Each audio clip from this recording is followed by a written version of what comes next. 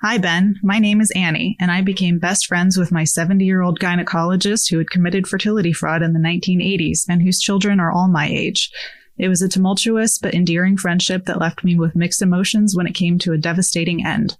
I'm not sure if this is one big secret or lots of little secrets, but I'm here to tell my epic tale of a great friendship and a great loss. Today, The Secret Room presents The Father of Many.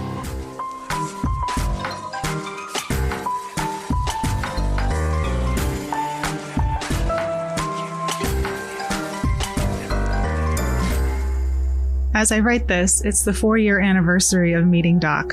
There are several secrets in this story, and I've never been able to tell the whole thing start to finish because I haven't wanted anyone to know who he really was, because I don't want to be judged for being so close to and loving such a sicko. Any mention of him online is full of vitriol and hate. I can't tell people in my regular life, but I'd love an opportunity to tell this story on the Secret Room podcast and help me get it out of my system. Today on The Secret Room, Annie didn't plan to become best friends with her 70-year-old gynecologist, and she definitely didn't plan for him to be at the center of a decades-old fertility scandal, but somehow that's what happened. This is a secret about a flawed friendship and what happens when the person you trust most reveals the unthinkable. I'm Ben Ham. Welcome to The Secret Room.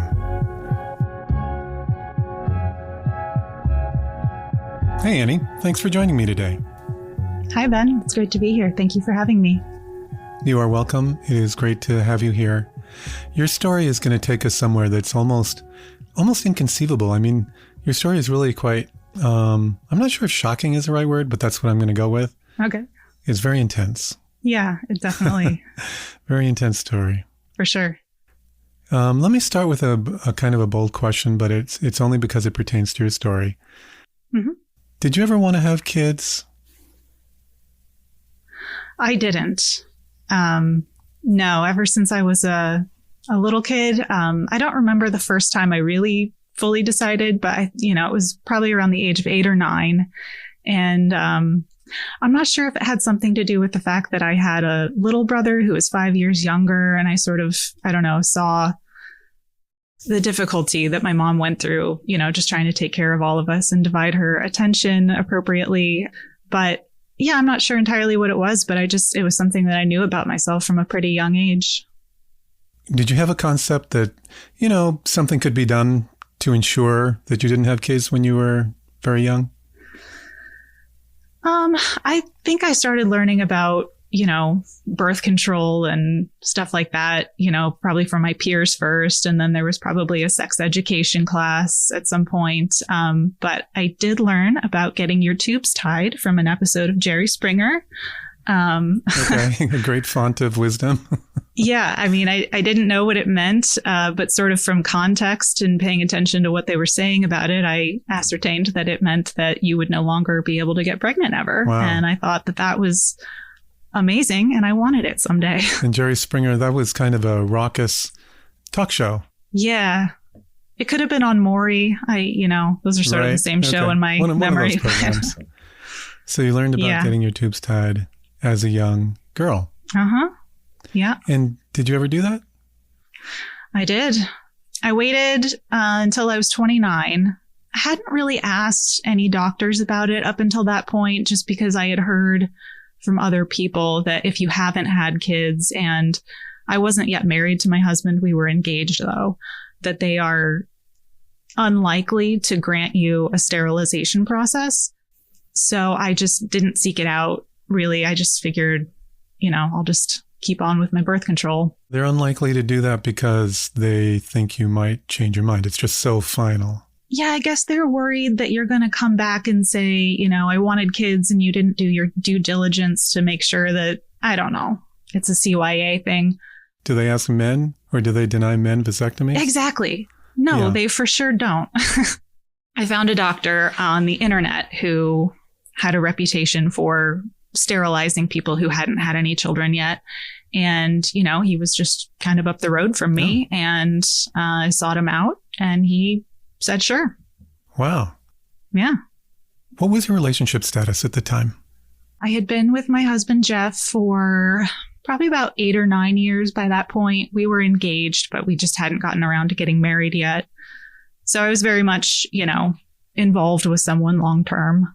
And I'm sure you discussed this with him. This is something that I had talked to him about from the very beginnings of our relationship because, I didn't want somebody to, get really involved with me with this idea that we would have kids someday. I wanted, whoever I was with to know that it wasn't going to happen with me.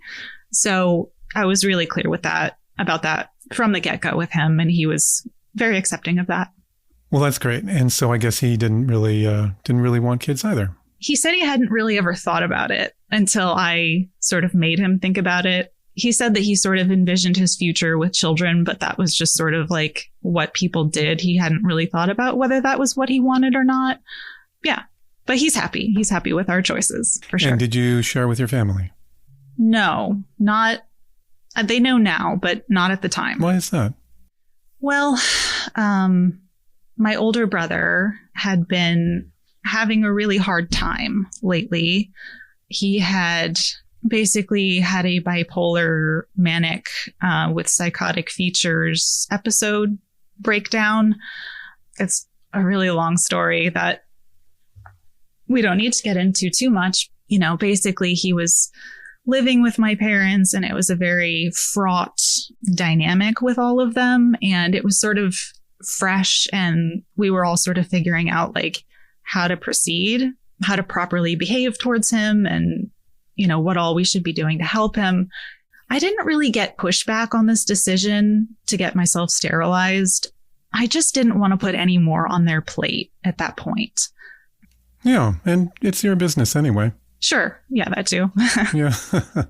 And so how did it feel now not being able to get pregnant? Oh my gosh. I had no idea how much mental weight I was carrying around, just waiting to bleed every month until it was gone. And I was like, oh my God, I feel like I lost 300 pounds. That's great. Yeah, it was very freeing. And were there any complications at all? Not at first. It was perfectly good. I had an ablation along with the sterilization procedure, which is where essentially they take a hot plastic bag full of boiling water and they just leave it, they inflate it in your uterus and they leave it in there for a certain amount of time until it sort of burns away the endometrial tissue so that you don't bleed as much anymore. And that was fine until one day it wasn't. What happened? I specifically remember that it was Christmas Eve of 2018 and I was at my parents' house and I just suddenly got this pang in my lower abdomen and it doubled me over. I mean, even when I had a normal uterus that hadn't had an ablation before, when I had period cramps, they would be very manageable. I mean, just a little twinge here and there, but this was nothing like what I'd ever experienced before. Just really, really bad pain. Yeah, like couldn't really talk through it even. Kind of just had to keep taking deep breaths. And, I took some ibuprofen and after an hour or so, it went away. And that sort of became my new normal. Wow. So you're just like, okay, that's fine now? You didn't go to the doctor? Not for a little while. I'd be on the line to my gynecologist like immediately. Yeah, unfortunately, even gynecologists are, sometimes they don't take period pain very seriously. And I don't know. I didn't even really give him a chance to turn me away. I just was like, I'm just going to deal with this on my own. Okay. Yeah. I would just take ibuprofen and do some deep breathing. So did that abate the problem? It did until it didn't anymore. I sort of created this little routine where if it woke me up in the middle of the night, the pain that is, I'd get up and I would go take a shot of tequila. Oh, that's good medicine. Turns out, yeah. I'm really not a drinker typically. I mean, I don't not drink, but like a shot or two of tequila and the cramps would disappear in 2 minutes. 3 minutes. Nice. Yeah. That lasted a little while until the days of pain started outnumbering the days without pain. At first, it was, the usual 5 to 7 days. And then it was 10 days. And then it was 2 weeks. And then eventually I was bleeding and in pain for 20 to 25 days out of every 30. Wow, that is the exact opposite of what you wanted. I mean, I guess you can't get pregnant, but yeah, there's still that. This is not there's still that, but this is not a side effect you were counting on. Yeah, this is a nightmare. I don't know what's happening to me because I still haven't really asked a gynecologist what's going on yet. But eventually I did, though. What did they say? Well, so they did an ultrasound and they told me that I had developed 2 large fibroids. Like a benign tumor in the uterus. Yeah.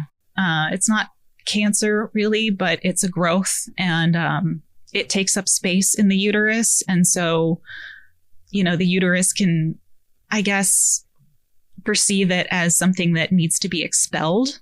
So it works extra hard to try to get it out, even though it's, attached. So that's what they told me I had, which I accepted, but also didn't at first because, I'd never heard the word fibroids from a woman in my family in my entire life. So it's not impossible that I would have them, but it didn't sound right to me. So you questioned the diagnosis? I did. And they offered me, I can't remember the medical name, but it was a hormone pill that would basically prevent my uterus from making any lining. So it would stop doing this. I filled it and I never took it because I cannot do hormones. Like they make me crazy, literally. Very depressed, suicidal, really erratic in relationships. I'll just suddenly, I lost one of my best friendships when I was on hormones. And I still think that it was because, my behavior was altered under the influence of this stuff. I've suddenly quit jobs, jobs that looking back, I was like, I liked that job. Why did I suddenly quit? But I don't do any of that stuff when I'm not taking hormones. I'm a totally normal person without hormones. So I was like, I can't take these. I'm not going to do that.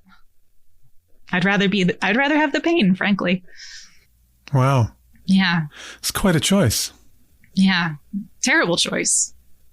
You hadn't told the doctor about it, who did the initial procedure on you for the No, ablation. I never actually talked to him again. And it wasn't because he was a bad doctor or anything. He just wasn't my usual OBGYN and he was at a different place. So I just didn't go back to him ever. Maybe I should have. Yeah. Yeah. So by this point, it's about 2020, which was a bad year for all of us. My mom's mom had passed away in January of 2020. My younger brother had just moved very far away and I had a really good relationship with him. So I was missing him a lot. And things with my older brother were kind of the same, but it was really hard to be around because he was still drinking a lot and his behavior gets very, irritating and sort of dangerous feeling when he's drinking because he'll act really, really happy, but you can tell that if you don't go along with him just right, he's suddenly going to snap and be, not physically violent, but he'll get angry and, he'll ruin the mood for sure. And then of course there was COVID pandemic going on and I work for a funeral home. So that was a very challenging year, because I was dealing with all of this pain. Oh, and my dog had cancer and she was dying. Oh my gosh. Yeah. She passed away in September. Yeah. Jesus Christ. And yeah, I was doing my best to just get through my job without, letting people see how much pain I was in because, when you're around all these grieving people, it's not about you, it's about them. So, yeah. But you didn't quit because you weren't taking the hormones. Exactly. All the while you're still dealing with the pain. Yes. Finally, early 2021, I went back to my gynecologist and I said, this is not fibroids, I don't think, because this is getting a lot worse. And, I'm doing all this bleeding and it doesn't seem to be a part of fibroids. So they took another ultrasound. And when they took into consideration the ablation that I had, they said, oh, these aren't fibroids. This is trapped blood. Oh my gosh. Yeah, because your cervix is scarred over from the inside from this ablation procedure. So all of this blood that your endometrial lining is creating can't get out. And so your uterus is just bearing down, trying to get it out, and it can't. So that's why it hurts so much. Your gut instinct was right. This was a misdiagnosis. Yeah. So what do you do for this condition? Well, so they offered to do a hysterectomy for me. They would leave the ovaries. So hormonally, I would still be getting, estrogen and all that stuff. So I wouldn't have to take like hormone replacements. And frankly, hysterectomies are a pretty common procedure that... Yeah, pretty routine. Yeah. And I really shouldn't have been terrified, but I did not want a hysterectomy. Well, it is surgery. Yeah. So we had just had a woman who passed away and who came through our funeral home who had had a routine hysterectomy. She was, I think, in her early 50s, and they nicked her bowel and she got septic, and she never got unseptic for 6 months, and then she died. Oh my God. I know that basically never happens. That's so rare, but I just didn't want to chance it. That was enough. Yeah. To keep you away from that procedure. Yeah. Even though the bleeding would have obviously stopped right away and the pain, but I didn't want to do it. So what did you do? I started Googling. I don't know if that's good or bad. Well, in this case, it leads us to our story. And boy, does it ever. Jen meets and befriends her 70-year-old gynecologist, the man she would call Doc. It's a friendship full of conflict that leads her to places she would never have expected. Stay with me.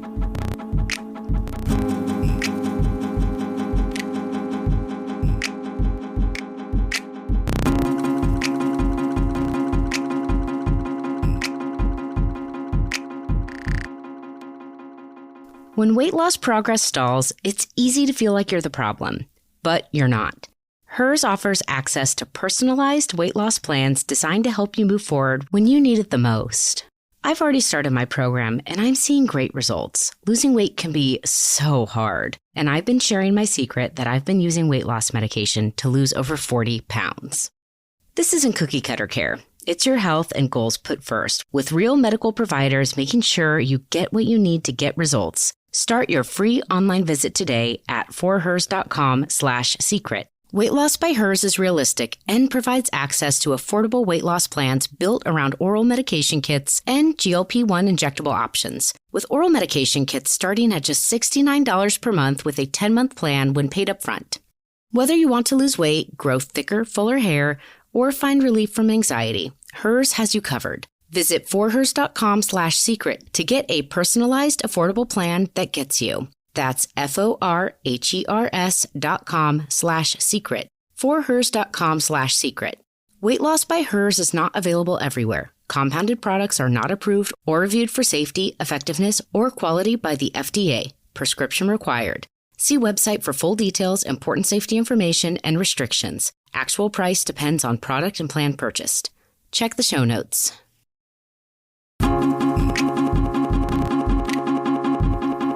Annie's secret continues. So I started Googling and I found this doctor who was luckily in the United States, and he had invented a procedure that specifically fixed my specific problem. Wow. Yeah. He is the reigning expert to provide a solution for what's going on with you. Yes, and he's the only one on the planet Earth that does it. How far away was he from you? 3 states away, about 600 miles by car. Within reach, but it's going to take some effort. Yes, not close, but not out of reach. Not impossible, yeah. Yeah. So how long did it take to make an appointment? I spent about a week researching, the papers he had published about this procedure. And, he had some peer-reviewed journal articles. I read everything. I read his online reviews. I really did my research, and I, came to the conclusion that this was the route I wanted to go. He came with 5 stars. Yeah. Well, not exactly 5 stars, but What were some of the dings in his reviews?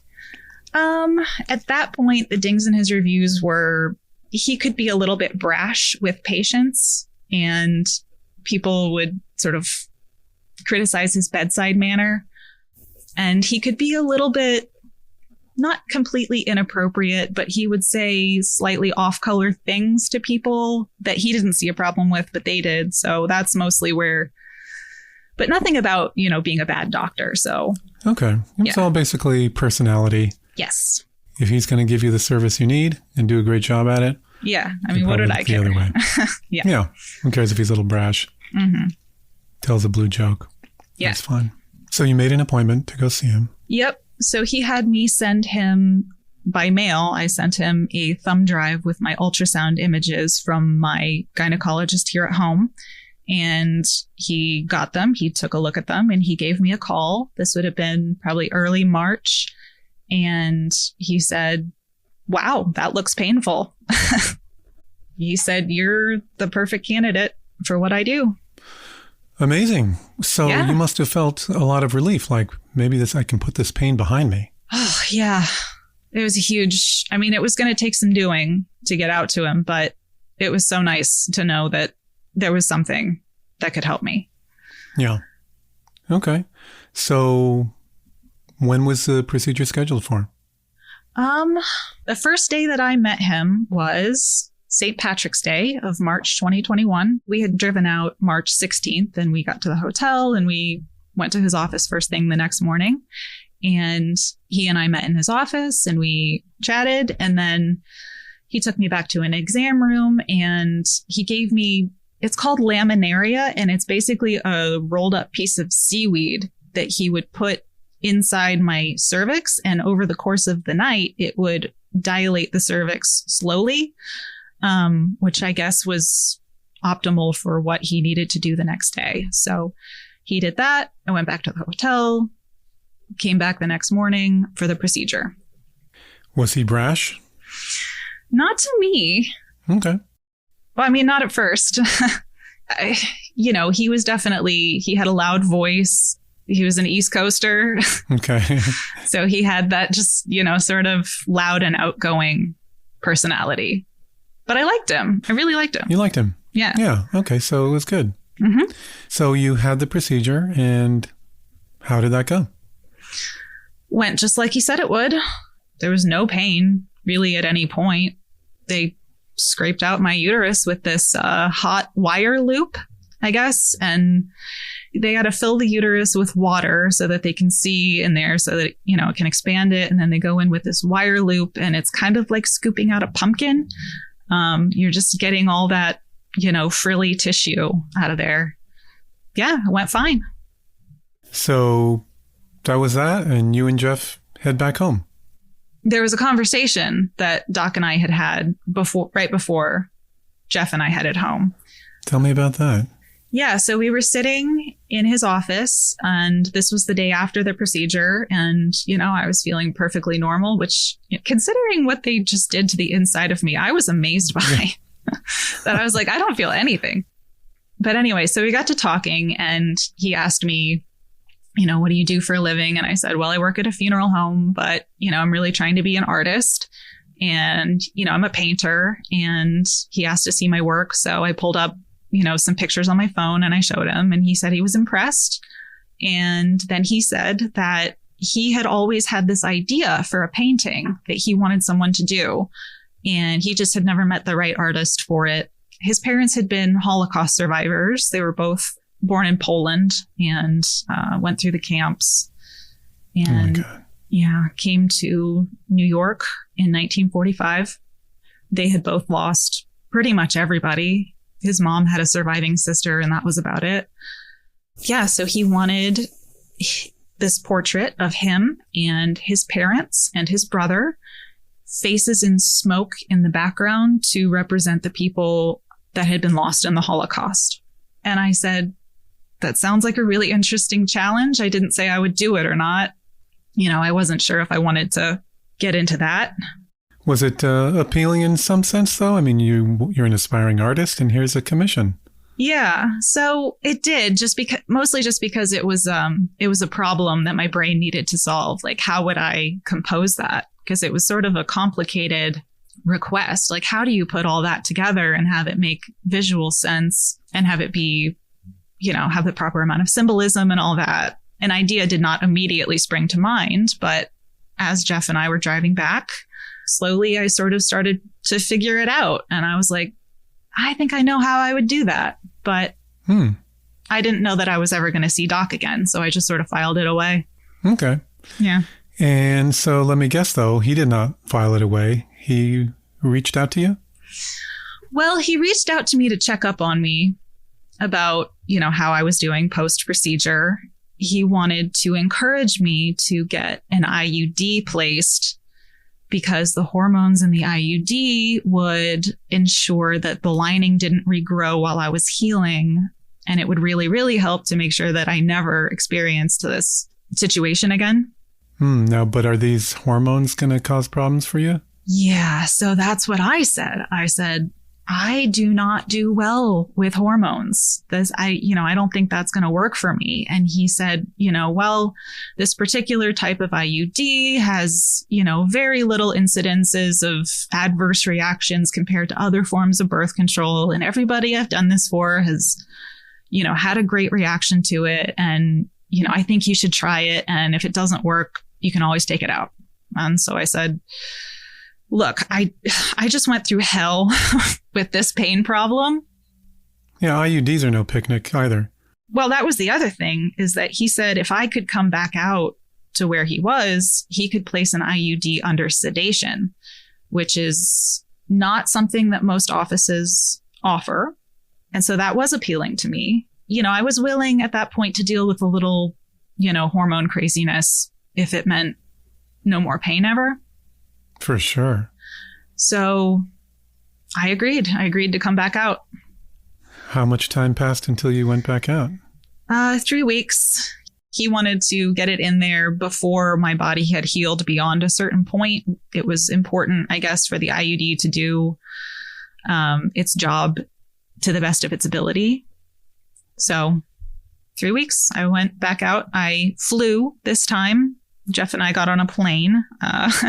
It was too long of a drive. How does that go? He places the IUD and he puts me under sedation for it. So by the time I start making memories again, I'm back in the hotel room. About an hour after that, we have to get back on a plane. So I'm finally kind of sobering up at the airport after we get through security. And I send him an email and I said, I'm willing to try to make that painting. And he was ecstatic.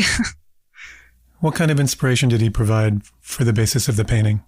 So he started by basically telling me his parents' stories, how they had both been married to other people when the war started, and both of their spouses, and in his dad's case, his spouse and children had been killed, and how they met on the boat coming over to New York. And, they had his brother and then they had him, and how they lived in Brooklyn. And he provided a lot of photographs of himself and his parents and his brother, and everything that he had photographs of, he sent to me. You're getting a look into his family history. Yes. Can I guess that, this is making you feel closer to him? Yeah, it's definitely endearing him to me because, I'm thinking this guy trusts me. He sees something in me that, makes him feel like he can be vulnerable with me. And I don't know, that's just sort of an endearing thing. Yeah. So, yeah. And so you had conversations. Mm-hmm. The first conversation was all about him and his family and all of that, because we were, I guess, just trying to keep it to business. But then he was like, I want to know who it is that I've just given all this information to. So we had another conversation where he called me and he asked me all about my life and what that looks like. And I think by the end of that second conversation, we decided that we liked each other enough to just kind of want to be friends. Wow. Yeah. So this is feeling pretty good. Yeah. And it's nice because he's roughly the age of my parents. And I'm not close with them at this point in my life. And I was really missing that closeness with somebody who feels older and wiser. So this was nice. And it felt totally, there was not going to be any issues with this friendship in terms of its appropriateness. He said that at the very top of that second conversation we had. He said, I just want you to know that this is a safe relationship. And I said, what do you mean by that? And he said, well, I'm not hitting on you. I'm not interested in you romantically. I just like you. I sort of thought that should have gone without saying. Like, of course you're not hitting on me. That would be wildly inappropriate. Yeah. So it was odd that he felt the need to say it out loud, but I was comforted nonetheless. I mean, I did sort of appreciate that he cleared that up. Yeah. So it didn't sit real well with you, but it was a pink flag, I think. A pink flag. Yeah. Yeah. Because maybe he felt the need to say that because he thought he was giving off the wrong vibes. Could be. Yeah. I mean, he had just turned 70 and I was 33. So, it's an older man seeking out the attention of a younger woman. I get it. Mm-hmm. Yeah. So did you start work on the painting? Yeah, I got going right away. I was excited to start doing it. And did you describe your concept to him?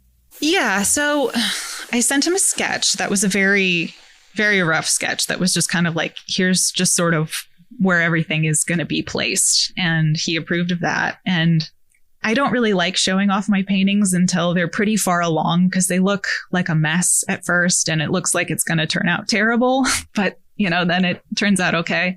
So I waited probably about a month to show him anything. Once it looked more or less how it was going to look, I sent him a photo. And how did he react? He was so happy. I just texted the photo to him and I was like, hey, here you go. Here's what it looks like. And he immediately calls me. And he's like hitting the ceiling. He's ecstatic. He's like, I had no idea that it was going to turn out this well. And you did it. You captured it perfectly. And yeah, he loved it. Well, that's really great. And was it done at this point? I needed probably another couple of weeks to work out the details, but it was done-ish. Did you have a sense that your friendship was going to continue when this sort of anchor was complete? It's the glue in your friendship at this point. It's the reason we're talking. Yeah. Exactly. I hoped that it could, but I didn't think that it would because, he lives so far away. He's married. He's a doctor with a medical practice. And how could he have time even to maintain a friendship with somebody so far away? I mean, I didn't think that it would. Yeah. Did you find yourself delaying the painting to extend your friendship? A little. Yeah. I probably held on to it for an extra week or so, longer than I had to. Yeah. Yeah. You finished the painting, and how did you deliver it to him? Sent it to him by mail. He called you when he got it, and he loved it? So first he was very excited, and then he called me and told me that he felt that he loved me. Yeah. Whoops. That's awkward. The way he said it, he said, I love you, and I think you know what I mean by that. What does that mean? Exactly. I said that I did. But inside you're like, I really don't know what that means. Yeah. Because, I mean, we've known each other for maybe 2 months at this point. I mean, even for a romantic relationship, that's fast. I was like, oh, okay, that's nice. That's so sweet of you to say. I didn't say it back. I was very nonplussed. No idea how to respond. What did you hope he meant? I hoped he meant that he saw me as maybe a daughter figure or, some sort of peer that, he just thought of as a friend that he really liked to talk to. And that it didn't have anything romantic or sexual going on at all. Your guess is that he probably did mean it that way because he hasn't hit on you or made any inappropriate gestures in any way. No, I mean, aside from, sort of going out of his way to call me and text me and send me Facebook links and, talk to me as often as he can. But there's never been any innuendo. No, never any suggestion that we should get physical or no. I assumed that that was what he meant, that, he just loved me like he loved one of his kids. So then is there kind of an awkwardness like, okay, well, been great to know you? I don't really remember that there was, because I remember that he signed off that phone conversation when he got it with like, okay, I'll talk to you later. I was like, oh, You're okay. like, okay. Will you? Okay, sure. Yeah. Well, that's nice. Mm-hmm. He had this other idea. I guess because he had just turned 70, he was really starting to contemplate his mortality and his life story, I guess. And he wanted me to come up with some interview questions so that I could, do recorded Zoom calls where he just sort of told a bunch of his stories inspired by the questions I asked him. Yeah. And so were you down with that? Yeah, I was so excited because I found him to be such an interesting person. I mean, he was unlike anybody I had ever met. Just like his personality and his background and, his work and his life story, all of it. I've never met anybody like this guy. And so I was thrilled to get to ask him nosy questions and have him tell me stories. That's great. Yeah. Did you start the project?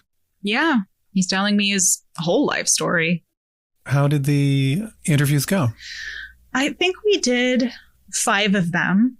I organized the questions by like categories of his personality. So I asked him questions about like being a doctor, and I asked him questions about being a husband. I asked him questions about being a father. And after that, we didn't do those anymore. We didn't do those recordings. We just had regular Zoom conversations that were just people talking, not recorded. Were there any revelations in the recordings? Yeah. So he talked a lot about his infidelity that had been going on even up until somewhat recently. He married his first wife because he just thought that she would make a good match. He said he didn't really love her and he didn't really like her. I didn't really ever understand that. And before he even married her, he was already having an affair with a nurse that he worked with. And he had already gotten her pregnant by the time he married his wife. And then he had... Oh, gosh. Yeah. And then he had 2 daughters with his actual wife. I don't know. I think they stayed together for maybe 10 years after that. And they separated. Then he had another couple of relationships. I don't think was faithful in those either. And then he met his current wife in 1995. What happened with the kid who he had with the nurse? The nurse tried to pass that daughter off as her husband's for a while. I can't remember why they figured out that that wasn't true, but eventually it was revealed that she was not her father's daughter. Oh, my goodness. Yeah. What a lot of drama. Yeah, oh my gosh. And he wants all this detail to be seen after he dies? Yeah, I guess he just is feeling like So curious. being honest about all of it is the thing that he should do at this point. I don't know. It's like a confessional. Yeah, very much. So anyway, he met his current wife in 1995 and pretty much immediately started cheating on her too. He had a vasectomy because, I don't know, he didn't want to get his wife pregnant because he didn't think that the relationship was strong enough to have a kid. I think like 10 or so years goes by. So now it's like 2005 and she's, oh, by the way, she's much, much younger than him. She's 21 years younger than him. So she's in her early 30s and decides that she really does want a kid. And I have my suspicions for why I think that was beyond just she suddenly changed her mind. Why? Because I think that it was very difficult and probably very lonely to be in a relationship with Doc. He didn't see much beyond himself in relationships. You know, the things that he wanted and the things that he thought were true and correct and right were way more important than somebody else's perspective. And I can imagine it was very difficult to be his wife and that she probably wanted somebody to have an easier relationship with in her house. So how many kids did he have before he got the vasectomy? Well, 3 that anyone knew of at that point. And he was in touch with all of them? Yes. So the affair daughter did eventually find out who he was and that he was actually her father. And she actually did try to have a relationship with him for quite a while. She ended up changing her last name to his. Around the time that I met Doc, that relationship was sort of souring. And by the time I'd known him for maybe 6 months, he was no longer on speaking terms with her. Oh my gosh. Do you know what happened? Well, I couldn't really get a straight story out of him about it. He said that she just didn't really want to talk to him very much, and he got sick of reaching out to her all the time, so he just kind of went dark on her. He's married at the time that your friendship is blossoming, right? Yes. He had actually just gotten back together with his wife because they had been separated for several years because of his affairs. What is her name? Her name is Liz. Are you getting a sense for how their relationship is? So Liz is the office manager at his practice. And so she was there when I was having those 2 procedures, and I met her, and she so sweet, really lovely woman. And when she interacted with Doc, they had this really, it was very charming rapport between them. So it seemed like it was going really well. They were really kind of lovey on each other. You know, given the fact that he is, revealing all of this information to you that is not very flattering, mm-hmm. How did that make you feel about him and about your friendship? I was trying really hard to stay not judgmental, because the fact that he was telling me all this stuff, I thought meant that he had sort of owned up to his behavior and his responsibility in relationships that didn't work out. So I was sort of willing to accept him warts and all, I think because he was being so honest with me. Makes sense. Yeah. And is he still saying I love you? Yes. He never stopped. Okay. Are you saying it back? Oh, it took me a while. And the switchover period was very awkward because he would say it and I would say, okay, have a good day. Back at you. Or, it's so awkward when someone says, I love you, and you don't want to say it back, but you want the interaction to remain friendly. After a few months maybe of him doing that, he had endeared himself to me so much. And we were talking literally every single day, multiple times a day, that, when I thought about it, yeah, I did love him. He was becoming a really important part of my daily routine. So yeah, I did eventually say it back. Wow. Did he acknowledge the first time you said it? He didn't make it like a moment between us, but I'm sure in his head, he was like, oh, finally got her to say it back. Yeah. What does your husband, Jeff, think about all this? Well, I guess at first he understood, because it's not like I've never done a commission painting before. I've just never made friends with the client before.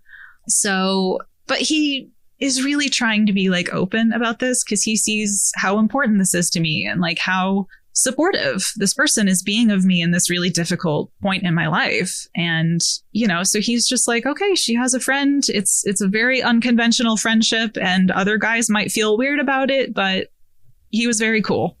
And honestly, you're just having a really nice friendship. Yeah, that really is all it ever was. There's a couple of pink flags, but Right. What friendship doesn't have pink flags? Exactly. So one day you guys have a pivotal conversation. Mm-hmm. Can you tell me about that? Yeah. So this is about August, maybe late August of 2021. So we've known each other about 5 months now. I asked him one day how he was feeling, and he said, I'm feeling really anxious. And I said, why? And he said, well, are you alone? And I said, I can be. And so I went into my studio and I shut the door. He proceeded to tell me the story about how when he had been a resident back in the 70s, he had often been asked to provide sperm samples so that gynecologists could artificially inseminate their female patients whose husbands, or maybe they didn't have a husband, whatever, they were unable to get pregnant any other way. And so, they would just, I guess, ask residents to supply a sample and just father a child with a stranger. They would find sperm samples just from random doctors hanging out? Yes, it was a very wild time. And so he says he did this a handful of times, but then fast forward, let's see, it's now the early to mid 80s, and he has his own fledgling medical practice, and he's gone into gynecology, and he's looking for ways to sort of keep his practice afloat, because it's very difficult, I guess, to start your own medical practice. You don't make a lot of money at first, and he was really struggling in those early days. He, among his other services, decided to offer fertility services via artificial insemination. And he set up this little program whereby his patients that wanted this procedure would come to him, and he would call up from a roster of guys who were willing to do this sort of thing. And, they'd get a little money out of it, like $50 maybe. And he'd leave his sample, and then she would show up a little bit later and she would get the sample. And, oftentimes this resulted in a pregnancy. And I was like, okay, I'm following along with this story. Mm-hmm. Where is this going? Yeah, that's how it's done.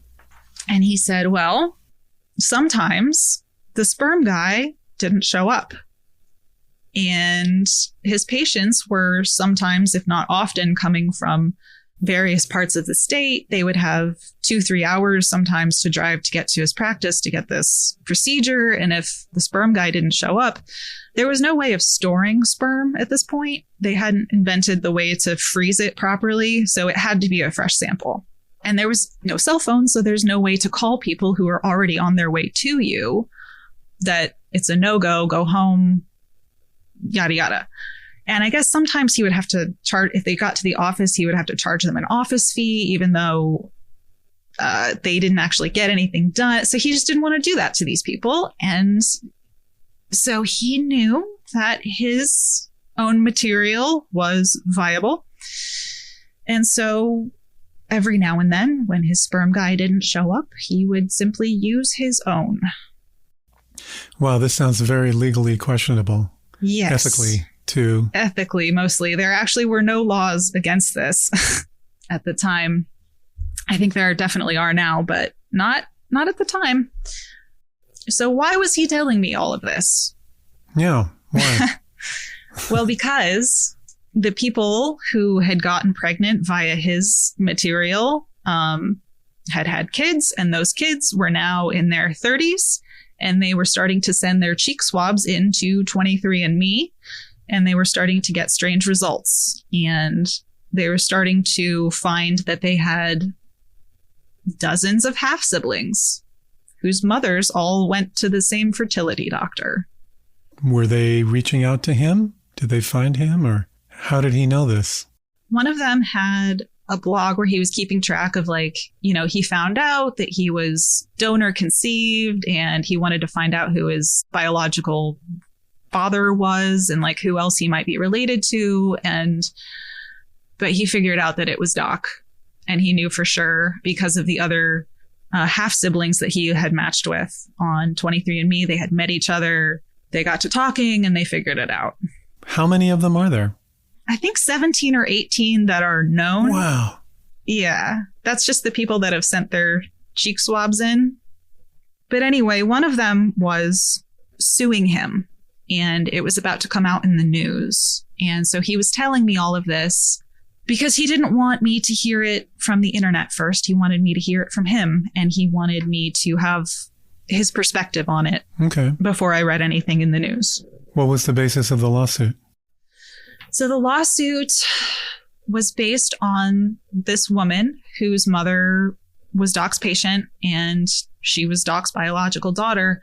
And she figured out who he was, and she had been going to his medical practice for gynecology, but she had not actually seen him for any like physical exams because he only dealt with people that had serious problems. He had a nurse practitioner that just did regular checkups and exams. And so he had never actually seen her.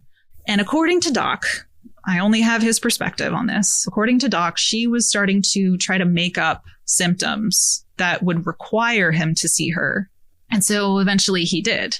And so she got him. Her biological father gave her a gynecological exam and she can prove it. Lawsuit. She was trying to trap him. Goodness, so complicated. Yeah. What was your reaction to all this?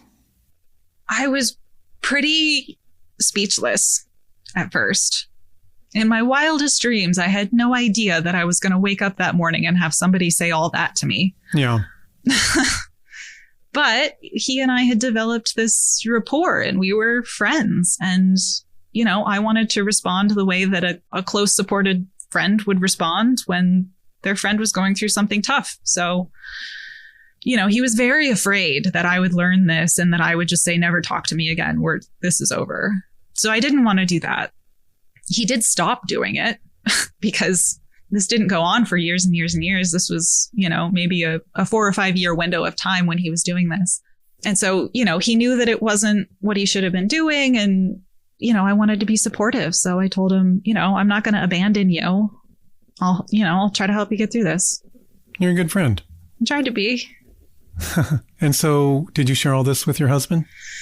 Not at first. I mean, wow. How do you tell your husband that the guy that you've been talking to every single day is getting sued because of this? But a few weeks went by and I was like, look, I got to tell you something crazy. He just was like, look, however you decide to proceed with this, I trust you. You're a responsible adult. So while all this is playing out, you've got this IUD inside you. Mm-hmm. How is that going? Well, at first, I had good side effects. I was in a really like extra good mood and I don't know. I just felt pretty good at first. The pain was gone? The pain was gone. No hormonal problems? Not yet. You know, I honestly sort of forgot that I had it in. But I did notice that my appetite started to disappear. I suddenly couldn't finish my breakfast, and then I couldn't finish my lunch, and then I couldn't finish my dinner. And then I started sleeping less. My normal is like 8 hours. So I was getting 6 hours. And then I was getting 5 hours, and then 4, and then 3, sometimes 2 or 1 a night. And I would not feel tired the next day. And it was so bizarre. And I had no idea what this was about. I have occasionally struggled with insomnia, but not like this. And then I started crying all the time. You know, so I'm not attributing all this crying to this IUD, but I am crying like all the time. I'm starting to notice this IUD. Is there any medical recourse needed? It took me probably a year to attribute all of this to the IUD. But I finally did because one day it was, I think November, it was right before Thanksgiving. And I was just having an absolute panic attack about the idea of going to spend Thanksgiving with my family. And I created a little panic room bed in the bottom of my studio closet, which was not a walk-in closet. It was just one of those like, you know, tiny little square closets. And this is bizarre behavior for me. Like I've never done anything like this before. And I'm just like having a panic attack and, you know, hyperventilating and crying in the bottom of my closet. Like this is bizarre. I can't. Yeah. So I'm starting to. Yeah, I know. But I was starting to figure out that probably there was a hormonal issue going on with me because the only time I've been like this in my life has been with hormones. It was another few months and I had it finally pulled out. I went to, you know, just my own gynecologist and I said, get it out. And they yanked it. And I immediately started to feel better on the drive home. from that appointment. Wow. Yeah. Okay, so that's good. Yeah. We've got a couple of story arcs going on here. Yeah. Did the fertility fraud story come out? Yes. Were there any consequences? He started getting a lot of 1-star reviews. I mean, he had this looming stress of this lawsuit and depositions, and he had to talk to lawyers, and he had to get, his ducks in a row and all of that. Your friendship at this point, it's all over the phone. Yeah, over the phone and Zoom, so we saw each other face to face on a screen every now and then. Were you able to meet in person ever? The first time we met in person, after the surgery, that is November of 2021. It was his idea to meet at a city halfway in between our two cities, and he would fly there and I would drive there. I still don't really understand this, except the only explanation I can think of is that he didn't want me around his family yet, because I think he did not actually tell his wife that he was friends with me yet. I think it wouldn't have looked very good, especially considering his history. So we met at this tiny little regional airport that I drove like 3 hours to get to. And so it was just this, we just hung around this little airport for an afternoon, and then I drove back home. I was so nervous the whole time because, I don't know. It's I've never really been digitally friends with somebody that I wasn't mostly in real life friends with. So, the in-person aspect of our relationship was very unfamiliar, even though we talked all the time. And this meeting's a little bit clandestine too.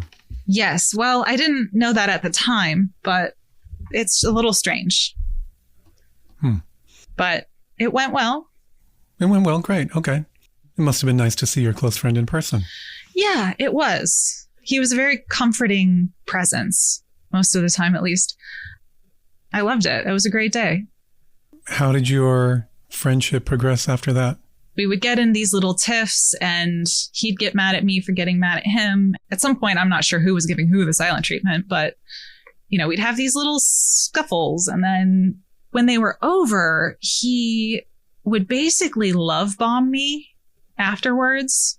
He would say, I love you a lot more. He'd send more heart emojis. He'd text me more often. He'd do this, push me away and then draw me in close. So this is kind of a pattern that's developed. Mm-hmm. This isn't a one-off thing. This is going to be something that we do. Okay. Did you meet in person again? Yeah. So April of 2022, he flew out all the way to my city, and that was a lovely visit. Not 2/3 of the way. Right. No, he came all the way to my city, and yeah, it was great. So he saw Jeff. We all had dinner together. He flew in on a Friday afternoon. We had dinner. He went back to his hotel. I picked him up Saturday morning. We spent time in a park and had lunch together, and then he flew home, and it was great. Did you return the favor and go back down there? Yeah, that was April, and then in June, Jeff and I decided to take a road trip. How was that visit? That visit was awful. It sucked. What happened? Well, so the first evening was nice. We got to the hotel, 9:00 at night, I think, and Doc came and saw us at the hotel. And we had a little chat, and then we all went to bed. And the next morning, Doc was supposed to pick us up and take us to a park. Jeff and I come down into the hotel lobby, and Doc is sitting there on, one of the lobby chairs, and he's on the phone. He's frowning, he's got his forehead in his hand. He does not look good. And I make eye contact with him, and he kind of just gives me the 1 minute gesture. Okay. Did not smile at all. And I was like, okay, I don't know what that's about, but I was still in a really good mood, because I was happy to be here, happy to see him. Jeff and I are on a trip. It's a little adventure. So I'm just kind of bouncing around in the lobby, shooting the shit with Jeff and laughing and stuff. And Doc gets off the phone, and he comes over, and he tells us that the city hospital had gotten wind of his lawsuit, and they were withdrawing his hospital privileges, which meant that he wasn't going to be able to perform surgery in his office. Okay, well, that's pretty significant. Yeah. We went on a little walk for about an hour, but he talked about this lawsuit and these hospital privileges and what is he going to do? He talked about it the entire time. He was on the phone some of the time with his wife. He was on the phone with his lawyers. I was just completely monopolizing our time with him, which I wasn't upset about yet because I was like, this is a big deal that he's dealing with. I'm not trying to be selfish about this. Like, yeah, we drove all the way out here to see you, but like shit's going on. So I was still being really patient at that point. This is awkward as fuck for Jeff because he doesn't know this guy. You know, I mean, he's met him a couple of times, but he doesn't know him. And so he's having this like this meltdown over something that, you know, he did wrong like 35 years ago. So, and I'm like, you know, I'm sort of the go-between between these two people. And yeah, it was not fun. I didn't want to be around him anymore at this point. I was exhausted and it was so fucking awkward. I was trying to be chipper and make conversation, but deep down I was like, I just want to get out of here. It sounds like the friendship is on its last legs, honestly. Yeah, you would think, right? You had mentioned that you started to get a persistent thought stuck in your head. Yeah. So around, I don't know, September, October of, I guess we're now in 2022, I started just having this little vision in my head of a pair of hands over and over, sharpening the creases on an airplane's wings and straightening out the crumpled nose. You know, when it hits something and the nose gets crumpled, you got to straighten it back out again. And so I decided that I was going to get a tattoo of it. Yeah. I found an artist and I got it tattooed. Is there any tie-in to Doc's plane? I didn't make this connection at first at all. Yeah, I did tell him about it, but I don't think he paid it much attention. You told me earlier that you and Doc, about this time, decided to go on a trip together. Yes, he invited me to go somewhere with him. It was January now of 2023. So he suggested Atlanta. We stayed in separate rooms in a hotel near downtown, I guess. And you had a good time and your friendship is percolating along just great. Yeah, he was on his best behavior. He had this friend out there that he was actually writing a paper about at that time. And he suggested that we all go out to dinner. And we did. This friend, though, leaned over and said something strange to me that made me think that Doc had not done any explaining as to who I was and why he was here with me and why his wife wasn't here. Okay. Yeah. So his friend leaned over and said something like, you know, his wife's very attractive. And I was like, yeah, I know. I've met her. And he was like, you've met her? And I was like, yeah. I mean, she runs this medical practice. So yeah. And then, you know, the conversation just sort of shifted away. But the way he said, you've met his wife, I was like, this guy thinks I'm an escort. Yeah, an escort or at least an affair. Yeah, something like that. This guy thinks I'm here to do bedroom work. I brought that up to Doc the next day, and he just was like, oh, you know, that's Harry. Harry's crazy. You know, just totally brushed it off. Well, you must have found that a little unsettling. Yeah, because I would have thought, you know, if you're going to introduce me to one of your old friends, are you not going to tell him who I am? Yeah. Yeah, it was weird. Did you have any closeness on the trip? So that second day we were there, we had a really great day. We went to the Georgia Aquarium in Atlanta. It was really fun, you know, just looking at the fish and the, you know, all the stuff they have in there. And we had some great conversations just about life in general. And, you know, then we went back to our hotel rooms and he took a nap. And then we went and got pizza and we picked up a couple bottles of wine from like a little convenience store. And we went back to his hotel room and we had a little pizza and wine dinner at the table in his room. And then he suggested that we watch a movie together. And I thought, you know, we were just going to stay in these chairs and watch a movie on the hotel TV. But he said that what he wanted to watch wouldn't be on the hotel TV. So he had to get out his iPad. And so the most comfortable way to watch something on an iPad was to get on the bed and sort of huddle around this little screen. And so that's what we did. Did it feel inappropriate? A little. Yeah. Because I don't know how to articulate this exactly, but his demeanor was being very, very soft towards me at that point. I mean, he wasn't like trying to seduce me, but he was just being like so extra nice and soft to me at that point that it just felt like I felt like maybe he was going to try something. He didn't, but I was like, if he was, this would be his opening. So yeah. Okay. But nothing happened. Nothing happened. But yeah, I did.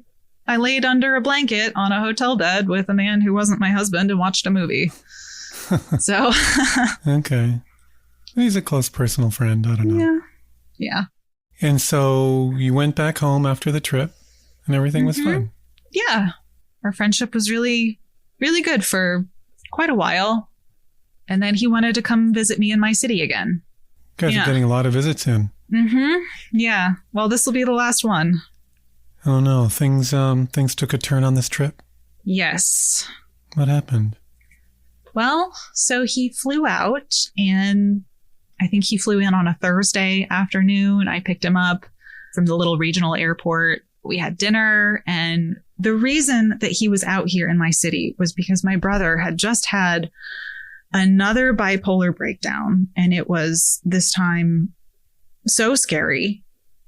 He ended up getting committed, and there were cops involved, and it went on for so long, and it was so stressful. And he was supposed to be out here to support me and like be a friend. But instead, he's just bitching about politics and healthcare and making it all about himself. So, I got really angry about that because I was like, you're being such an asshole and you're supposed to be out here because I'm having a hard time. But anyway, so, all right, I dropped him off. And then the next thing we did was we went to my local art museum. That's my favorite place probably in the world. And he behaved terribly while we were there. He was insinuating that the museum had committed crimes to get all the artwork in here. And I don't know whether that's true or not, but I was like, that's not the fucking point. And then, he saw an escalator that was going down towards us. And so he decided to go up the down escalator, and he almost fell backwards and like probably would have cracked his head. I don't know. And so that was embarrassing. And then I sort of walked ahead and I was looking at an Edward Hopper painting, and he came up next to me and he looked at this painting, and he just he made this disgusted face and rolled his eyes and shook his head like, look at this hack shit. And Edward Hopper is like one of my favorite artists, and I've told him that before. And so I was like, what the fuck is your problem, guy? And so after that, I was like, Jeff, you got to help me out here, buddy. I'm going to strangle him if you don't come be a buffer between us. So Jeff went out to dinner with Doc and I. By the way, he hasn't asked me about me or like what's going on with me in my life at all at this point. Like he's been here, 2 days or something. And I'm just, I'm so done with him. And so I was being quiet. I wasn't saying much at dinner, but I was still trying to be polite and like not burn a bridge here. So we drop him off after dinner back at his Airbnb, and he gets out of the car and he looks at Jeff and he goes, good luck with her. And then he walks away. Wow. Yeah. It's like, fuck you, man. What is going on? That is not kind. Yeah. I mean, that's what a rude thing to say. I mean, I've been driving you around trying to show you my city. Whatever. So the next day he's going to fly home. It's going to finally be over. I just have to get through one more breakfast. And yeah, then it's over. So I pick him up, and I can tell that he's not in a good mood because he's not smiling at me. He's kind of glaring at me, and he's being very quiet, and he's usually very talkative. And I was like, okay. We get to breakfast, and the waiter comes by, and they drop off the menus. And as soon as he walks away, Doc looks at me and he goes, I have a big question for you. Oh boy, I got to hear this. He said, what is going on here? You have been behaving so strangely and went on to criticize my behavior over the last couple of days. And it was so confidently wrong that I did not know where to begin correcting him. And I was so completely overwhelmed with like what was going on with me and how this visit was going terribly. And I just burst into tears because I was just so overwhelmed that I didn't know how to respond. Yeah. So I was like, okay, again, I don't cry in public. So I went off to the bathroom, to get myself together. Yeah, I was so pissed at him that I probably sat in there for like 20 minutes longer than I had to. Make him sweat. I was like, yeah, you explained to the waiter where I went. After everybody saw me run out of here in tears. Anyway, so I finally come back to the table.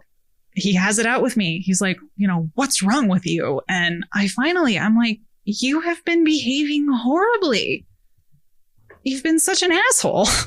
And, he was like, well, I have all this stuff going on in my life, blah, blah, blah, blah, blah. And I need your support. And I just kind of clammed up. And after I got done telling him all the shit that I had wanted to tell him, about what's been going on in my life and, how much it hurts and yada, yada, yada. I told him all that in the car on the way to dropping him off back at his airplane. He gets out, he gets his luggage out of my trunk. I get out and I'm red faced and I'm crying. I mean, I've mostly dried up, but I'm still kind of sniffling. And I give him this like really cold side-armed hug that was just I just put my arm, I just touched his shoulder basically with my arm. And I said, thanks for coming out. And that's the last thing I said to him in person. Then I got in the car and I started crying again. And I said out loud, I'll never see him again. And were you right? Yeah, I was right. But I immediately went to correct myself. I was like, no, of course I'll see him again. We've had fights. We've had so many fights at this point. We'll figure out how to get over this and we'll see each other again. Don't be ridiculous. Like, you're catastrophizing. But we didn't. Did you text or have any kind of communications at all? Oh boy, it was like a solid week of us, I guess, giving each other the silent treatment. Yeah, it was probably about a week. And the first couple days were really stressful because I was like, he's going to reach out and we're going to have to fight again and, work through this. But after that second day, he didn't. And I was like, I think the ball's in my court to reach out. And so I sort of just spent the next few days relaxing in the silence. How'd it feel? Yeah, it felt like a relief because he would sort of dump on me and then he would go. I would spend that time trying to figure out like what's the right combination of words to say to him so he doesn't feel so anxious. I'm doing all of this labor, this emotional labor to try to like pull this guy out of his various funks.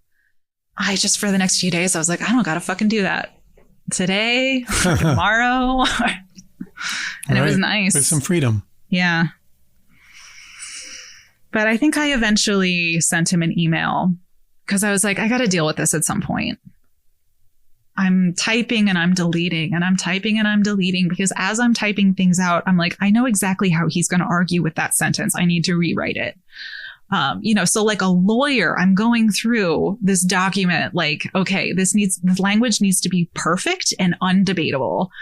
And I'm at it for maybe an hour or so. And suddenly I feel this drop of liquid, drip down my side.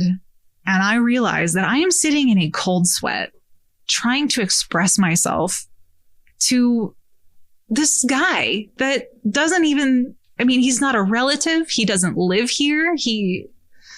I don't have to be doing this. Why am I doing this? So there was a part of me that felt like I was kind of getting over him at that point. But yeah, we did get to talking again. And how were your conversations? Pretty much for the rest of the time I knew him.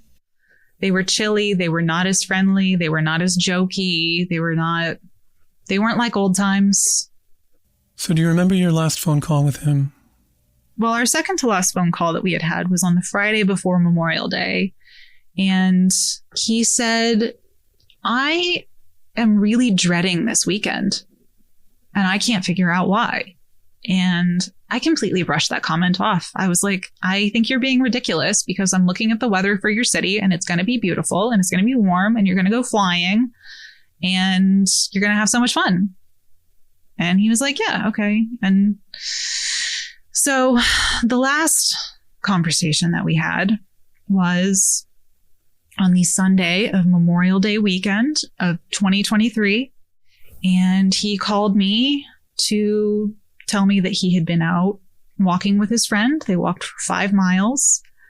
And then he had spent time pulling weeds in his garden for about an hour. And he was heading inside and he hoped I had a good day. And I said, I hope you have a good day too. And I'll talk to you later. And I thought about telling him that I loved him because it had been a while since we'd said that to each other. And it occurred to me to say, tell him you love him. But I didn't. I just said, I'll talk to you later. That was our last conversation. Oh my gosh. Yeah. What happened? I spent the rest of that day doing, I don't even remember what, but I was pretty relaxed. I remember that. I was working on a little wildflower garden. So I was out there sort of picking away the weeds from the flowers. And, I went to bed very peacefully. And normally, we were saying goodnight to each other pretty much every night for a little while, but we weren't recently. So I didn't notice that he hadn't said goodnight and frankly hadn't said anything to me since our phone call. So I just didn't even notice until I woke up at 3 a.m. I don't have a bedside clock, so I flip over my phone to check the time. And so that's how I know it was 3 a.m. And I had a text from his wife, Liz, that she had sent at like 12:30, which immediately I was like, what? Why? First of all, she's never texted me. I didn't even know she had my number. And it said, please call me as soon as possible. Something has happened to Doc. That's all it said. Oh my God. Yeah. So even though it was 3 a.m., in the text, she said, call me back anytime, as soon as you can. And so it was 3 a.m., but I tried her. She didn't answer, which, I was like, good. I hope she's sleeping or whatever is going on. Then I woke up again at 7 and I had another missed call from her that had come in at like 6 a.m. So I called her back and finally got her on the phone. She told me that Doc had gone out flying with a friend of his in his friend's hand-built airplane and that it had crashed and Doc didn't make it. Oh my God. She said it like that. She said he didn't make it. It must have hit you like a ton of bricks. I've never gotten news like that before. And I remember my whole body just went like numb. Yeah, we talked for a little bit. She said some really comforting words to me and I tried to do the same, but it was a really short phone call. And then I just, went on to spend the rest of my day crying. Did Liz give you details about what happened in flight? Yeah, the wings had come off of the plane. First one, then the other. And then the plane traveled for, I guess, a mile or so, as it was parallel to the ground before crashing into an apple orchard somewhere in the middle of nowhere. Oh my God. And yeah, it happened at about 5:45 that Sunday that I had last talked to him. It must have been terrifying for him. Yeah, I mean, I don't know what good it does, but I've definitely spent a good amount of time just trying to picture what goes through your head when you're on you're on your 5,000th flight of your life and it's just a regular day and then the wing comes off and you've got a ways to go before the plane actually hits the ground.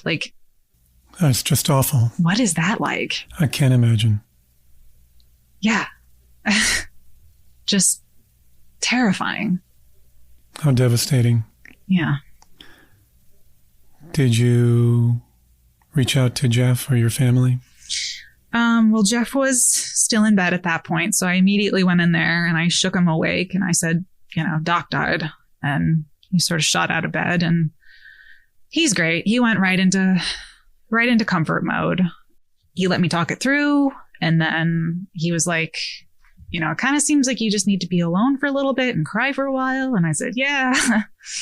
After I did that, he was like, how about we go for a drive? And I said, that sounds nice. And so he made me a cocktail in a travel coffee mug. I think it was tequila, not quite a margarita, but tequila and sour mix. Yeah. Your known painkiller. Right. So tried and true. Mm-hmm. Which, you know, at first it hit the spot and then it just made me feel sick. Yeah. Yeah. But well, it's terrible. I'm so sorry for your loss. Thanks. Yeah. Yeah. Was there a funeral? Yeah. So the funeral was going to be like 3 days after the crash. And again, you know, he lives 600 miles away. So I thought at first that I was just going to like get the Zoom link and watch the funeral from home. But, you know, Jeff was like, we can go if you want to go.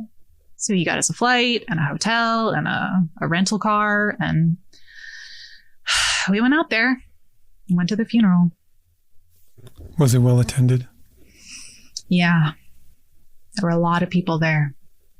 It was in the synagogue that he went to. And his wife told me to sit up front. So I didn't see the back of the room until the end of the funeral. But, you know, when I stood up when it was time to go, I saw that the whole place had filled up. So. And Liz was happy you came. Yeah. So I was concerned about her because when I talked to her, she told me she hadn't cried yet. And I was like, how is that possible? But I guess she was so completely overwhelmed with grief that she just totally surpassed all the crying stages. And she was just in total fucking shock and was sort of acting like we were all out on a field trip or something. You know, she was just sort of like trying to organize everybody and tell them where to go. And, you know, what are we doing next? And yeah, it was kind of bizarre to see her like that, you know, because I know what she'd been through with him. And I know how much she did love him in spite of how he was sometimes. So yeah, it was tough. Are you happy you went to the funeral? I am. After we had let out of the synagogue, we all processed in our cars. The procession from the synagogue to the cemetery was, I was towards the back of it and it looked a mile long, maybe longer. It was hundreds of cars. And so we all get to the cemetery and I find Liz and she grabs my hand and she pulls me right up to, you know, the family seats at the front row. That's right, 18 inches away from the casket. And Jeff and I stood next to her and her son. They said the stuff and they started to lower the casket. And Liz was just, she was standing there completely still. I put a kiss on my hands and I put my hand on the casket, and that seemed to sort of break her out of her spell. She had converted to Judaism. I don't think had ever been to a Jewish funeral before. So as soon as I put a kiss on it, she just dropped to her knees and hugged it. And I think that me being there and doing that sort of gave her permission to have that moment. So I was grateful for that. You must have had so many emotions. Yeah. Mostly at first, it was just loss. It was just my friend was gone. After a little bit, I started to feel relief because he had been such a heavy weight for me to interact with every single day. He constantly had anxieties and concerns, and he had fights with people that he needed me to weigh in on. And, I was sort of his unpaid and very unqualified therapist on call 24/7. So it's been 2 years since he died. Mm-hmm. Have you had a chance to go to his grave? Yeah. We went to his city, but instead of seeing him, we saw his grave. Actually, let me back up to Atlanta. the last day that he and I were in Atlanta together, we were sitting in this little coffee lounge, and I pointed out that he had one of my long blonde hairs stuck to the black t-shirt that he was wearing, and it was really visible. But instead of casting it aside the way anybody else would, he held it between his fingers, and he looked at it with this, like, I don't know, really loving expression. Maybe in the retelling it sounds a little creepy, but it was just endearing and loving in the moment. And he stuck it back on his shirt, and he gave me this little smirk, and he's like, no, I'm gonna wear this hair. I was like, okay, yeah. So he was totally bald, so he told me he was envious of all the hair that I got to have, and he commented on it a lot. And so between those two things, I decided that I was going to give him a lock of my hair. So I took a little section off the back side of my head and I braided it. And then I was going to put it in his casket, but there was no opportunity to do that. His casket was never opened, first of all. And second of all, there was all these people looking, and I didn't want to throw it down in the grave while everyone was watching. So I just held on to it. But I brought it with me on that trip. And so sitting at his graveside, there were all these sod squares over the top, and they hadn't fully, integrated with the ground yet. So you could just sort of lift up a corner, and I lifted up some of the sod and I just tucked this little braid under there. So I got it to him eventually. Well, I'm sure he was very grateful for your gesture. I think he would have been.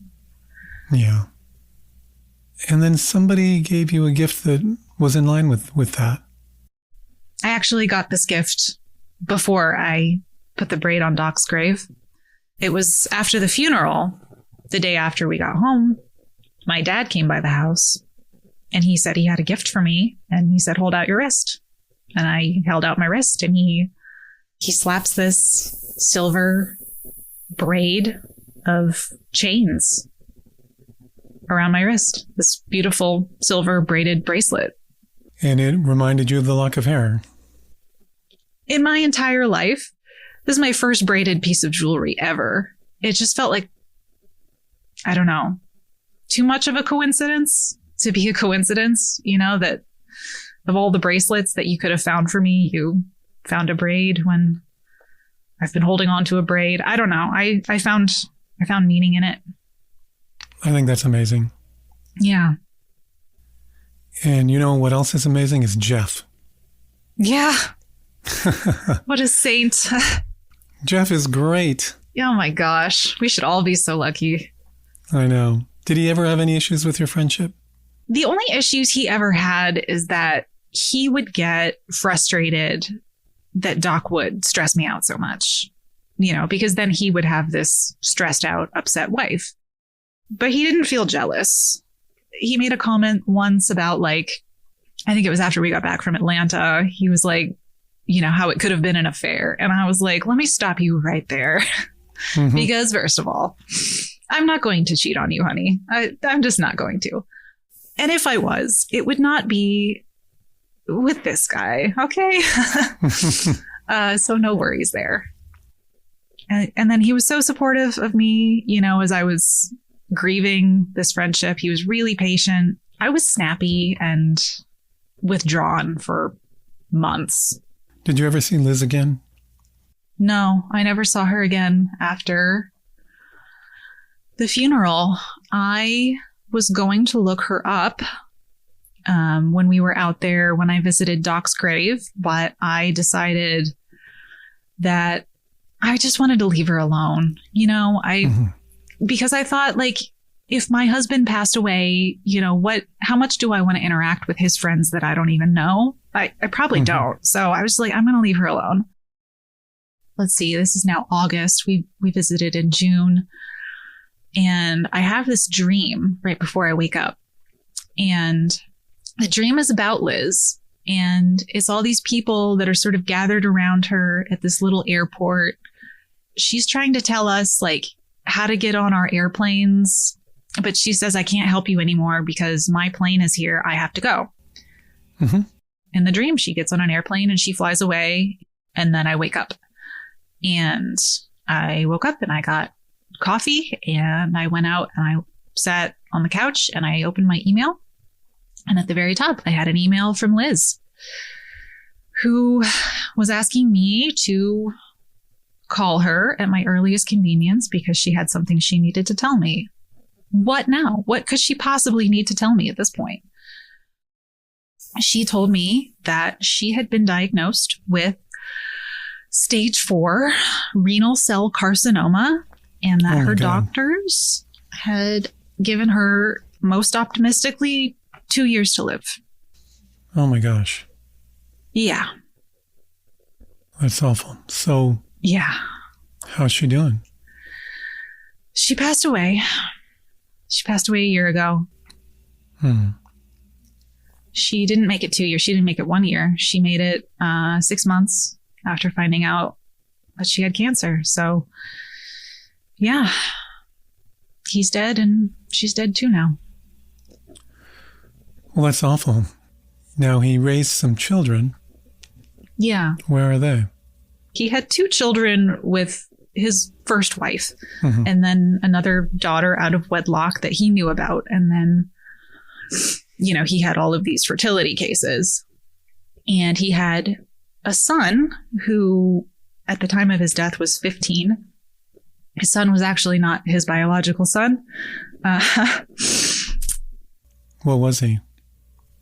He was Liz's biological son by a sperm donor because Doc had had a vasectomy very early on in their relationship, and she changed her mind about that being okay, and they had a son, and he either was not willing to or could not reverse his vasectomy, so they used a sperm donor. He was the only kid, so to speak, that Doc was on speaking terms with.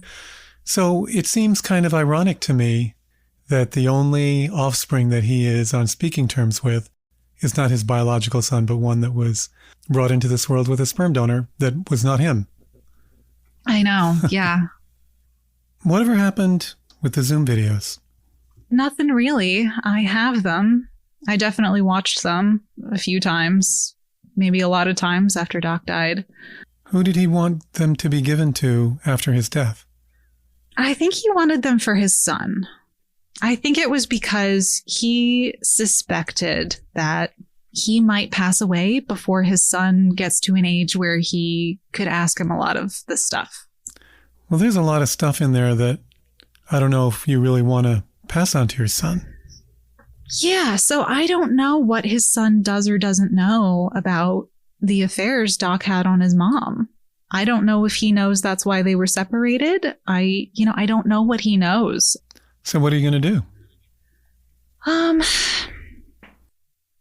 Well, let's see. His son at this point is 16, maybe turning 17 soon. So I think I'll probably wait till he's 18 and just say, I have these videos of your dad. Do you want them? Okay. So you're going to pass them along. I plan to. Yeah. I'm just going to wait till he gets a little older because, there are some very candid stories in there that I just don't know if Doc would have wanted him to hear those stories quite yet. Whatever happened to the lawsuit? The lawsuit has been settled. The woman who brought the suit is getting an undisclosed amount from his estate, which I know would piss him off because I think he wanted to win that one because her claim was emotional pain and suffering brought on by being gynecologically treated by her father. And his point was, you knew who I was and you made me see you. And he wanted a chance to say all that. Does the paper airplane tattoo you have remind you of Doc? Yeah. It's almost like you had a premonition. Yeah. Because it's so specific. Yeah. The wings and the nose. And the wings most of all. And I got a tattoo of it, It does feel a little like that. And are you wearing the bracelet right now? Yes. I've taken it off a few times, when I needed to, but I've pretty much worn it continuously since I got it. Do you think you'll play this podcast for Jeff? Well, he knows I'm doing this. He knows I'm here telling the story. So he can find it anytime he wants. I'll tell him where it is, and if he wants to listen to it, he can, but I'm not probably going to sit down and listen to it with him. Yeah. Yeah. There'll be a few revelations in there for him. Yeah. Nothing too crazy. Nothing too crazy. Did his kids ever connect with their newfound siblings? Yeah, they did. They had done a big meetup. Wow. What's kind of funny, and I shouldn't laugh, but, you know, it's perfect because these are all his kids. There was a feud that started kind of right away. And now, you know, there's people on one side or the other of this feud. So what could the feud possibly be about? When he was alive, some of them wanted to go after him and they wanted to exact revenge and justice on his horrible misdeeds. And others were like, you know, I didn't have a dad. I would like to get to know him. And also, P.S., you wouldn't be here if it hadn't been for what he did. Exactly. Wow, what a complicated situation. So complicated. Yeah. Why did you want to tell your secret? I wanted to tell it because whenever I mention anything about this, I hold details back because I don't want people to make judgments on me about like, well, you know, you were okay with this guy that did this horrible stuff. So I can never fully talk about who he was. You know, I can say like one of my best friends died in a plane crash. And also it's weird that, you know, I made friends with my gynecologist after he did surgery on me. Like there's just too many things about this that I don't want to talk about with people. So, but I wanted to say it to somebody. Well, you've told your epic tale. Yeah. And I want to thank you so much for sharing it. Thank you so much for providing a place to share it.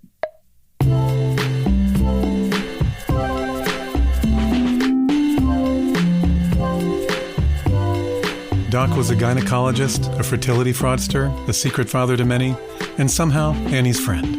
It's a story about what it means to care about someone who's done the unthinkable and to lose them anyway. I don't think this secret can be wrapped up in a neat bow, but life isn't usually neat. It can be confusing, heartfelt, and full of contradictions, and that is at the core of Annie's secret.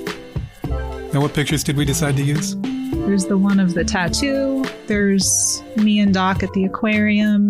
There's the painting and the hair braid and the bracelet braid. Yeah. Wow, the painting you did for Doc is really amazing. Thank you so much. I can see why he loved it. For sure.